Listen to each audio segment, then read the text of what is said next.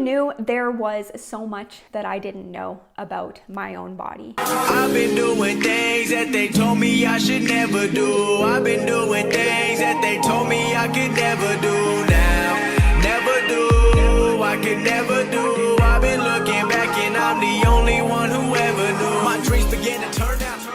Hey everyone, and welcome back to my YouTube channel. It's been a while, and I'm excited to finally start bringing you guys more consistent, informative videos moving forward. There's been a lot going on this year and a lot of moving parts in the works, but I have some really exciting content and plans for you all in the near future. So make sure you guys stick around, hit that subscribe button if you haven't already. Make sure you guys like the video, and if you have any ideas or questions of future content that you would like to see for helping you optimize your health and fitness related goals, make sure you leave them down below. Now, as you can see from the title of today's video, I want to talk about the menstrual cycle. So this one is a very informative video for women, but not just for the ladies. If there are any male coaches who are watching this video, don't click off quite yet. It's actually very important because if you do have your own female athletes, knowing some of the hormonal changes and physiological changes that women go through during that time of the month can be very helpful, and especially considering there are certain adjustments that you might want to consider that are going to help your female athletes. So who knew there was so much that I didn't know about my own body? 32 years of being a woman, and I have finally started putting my learning into action. There were so many things that I didn't understand from a hormonal standpoint, certain cravings that I would get during that time of the month, why my mood would change, why I felt like I couldn't control my hunger, and there was just so much going on where it felt kind of crippling to some degree. So this really encouraged me to expand my knowledge and actually try to figure out what's going on and try to figure out if there were certain adjustments that I could make to my nutrition, to my training, that are going to help me maneuver through some of these physiological changes during that time of the month that are actually outside of my control. So I think the first step here is to actually understand what is going on during the menstrual cycle.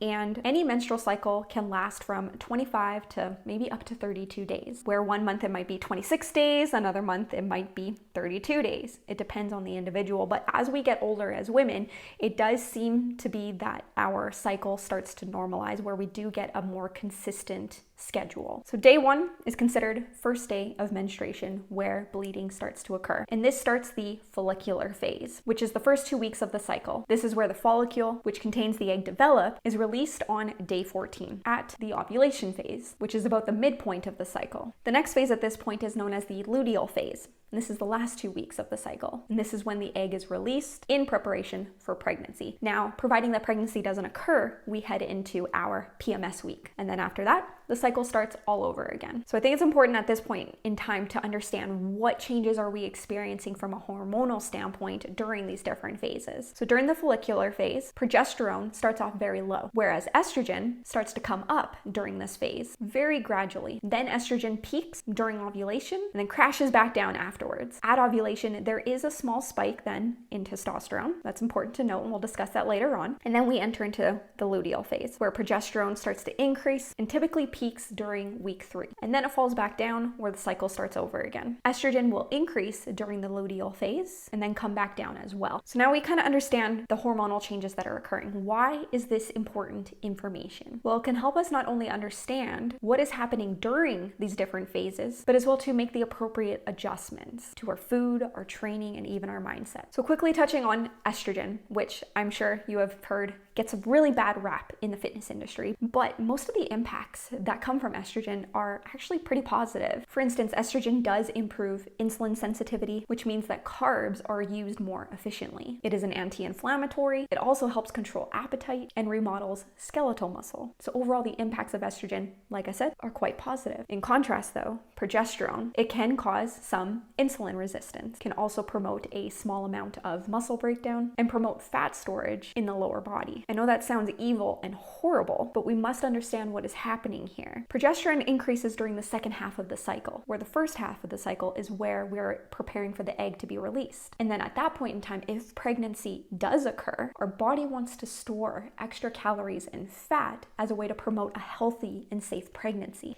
Our bodies are actually very smart when it comes to hormone regulation, and that is the role of progesterone during our cycle. This right here is one of the reasons why during the luteal phase, so week 3 and week 4 roughly, you tend to experience an increase in your appetite and your cravings. This is your body trying to promote increased calorie consumption to support pregnancy. But what if you aren't trying to get pregnant? It's not like you have an on or off switch in our bodies where you can say, hey, you know what? Let's not release so much progesterone because I'm actually not trying to get pregnant, so therefore I don't want to deal with these cravings and increased appetite. Unfortunately, I wish it worked that way, but that's not the case. So what can we do then? Well, firstly, I think it's just important to understand that each woman is extremely different. Not every single woman experiences these increased amount of PMS symptoms where the increased appetite and cravings occur for them. So if that isn't you, it is important to take note of your own personal experiences. So that's step number 1, is to actually objectively take a look at a full cycle for yourself and maybe get a few months under your belt so you can get a consistent collection of data and then form your own analysis as to what you can expect during these 4 different weeks. And then you have an understanding of the different changes that your body goes through when it comes to cravings, mood,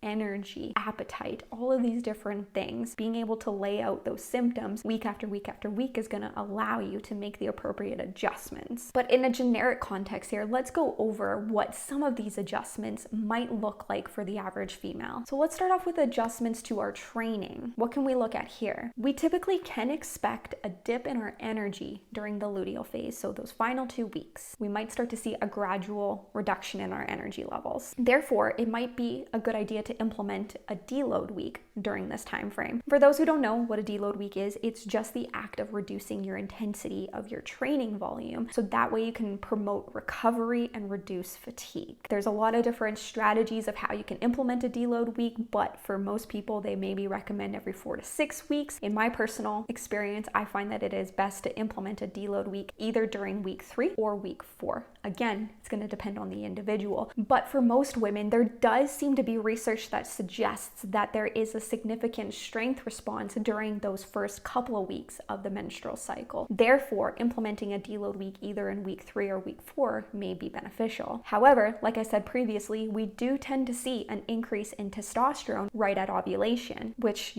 I would argue we want to optimize by increasing the amount of our energy output and power output in the gym. That kind of leads us with week 4, during that PMS week where cramping is pretty bad, appetite's pretty bad, cravings are through the roof. It's very tough to get out of the fetal position depending on the woman. That might be the best week to consider implementing the deload week. Now, for an example here, as it depends on the individual, myself, I actually find that the first week is the worst for me. Those first 3 days or so of menstruation for me are at my worst. Therefore, I find it best that during week 1 for me to implement my deload week. And this is just based off of my own analysis and experience of how my body works and what works best for me. Something as well too, a final side note to that I would recommend for people is to avoid any type of plyometric movement during PMS week. There is some research to show that coordination issues tend to exist during that time, and women who experience ACL injuries do tend to have the highest injury during that time, right after ovulation. So if this is your style of training, again, maybe considering a deload week or shifting gears where things aren't so ballistic during that week may be something worth considering. So what about your mindset? What adjustments can you make to your mindset? This is a very important one. I think the first consideration is to remember that changes in your training are gonna exist. You don't need to suffer through it. And I get it. Ladies, I totally understand. You wanna show up. You don't want to use your period as an excuse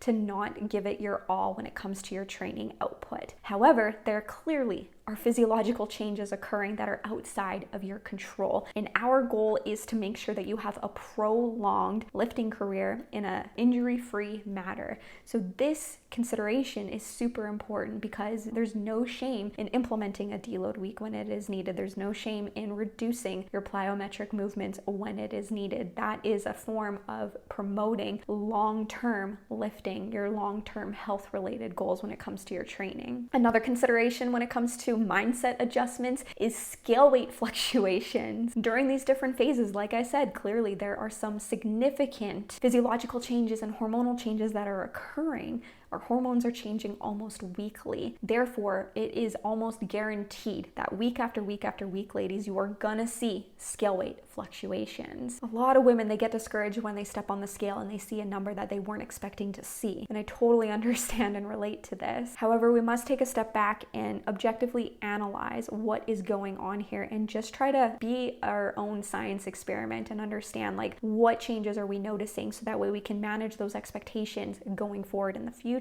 And this is going to allow you to take the emotion out of it and simply step on the scale for no other reason other than you're just collecting data to understand what your body is doing. Overall, body weight fluctuations are normal. They are going to occur during our menstrual cycle. This is known information and therefore physiologically outside of our control. Now, when it comes to these scale weight fluctuations, for most, it seems that our weight is going to go up right before ovulation. And this is due to the increase that we experience in estrogen, which causes sodium retention and therefore water retention. We tend to then see a drop in week 3, and this is due to an increase in progesterone. See, progesterone's not all that bad. And this is because progesterone does help with water balance. And then in week 4, there's another drop in progesterone, which again causes water retention. Having this simple understanding of what you can expect with these different hormonal changes can really help manage your expectations. So again, like I said, you can take the emotion out of stepping on the scale. Now let's talk about nutrition adjustments. What can we do here? Even though we want to focus on mentally being okay with these scale weight fluctuations, there are some adjustments that you can make to help mitigate the amount of fluctuations that you are experiencing from sodium retention. So since we notice a drop in progesterone during week 4, this may be a good time for you to consider increasing the amount of potassium that you're consuming and as well to reducing the amount of sodium you're consuming, and that's going to help mitigate that water retention that's expected to occur. Now, what about those nasty cravings that come during PMS week? Should we adjust our calories or should we try to fight through those cravings? And I know a lot of women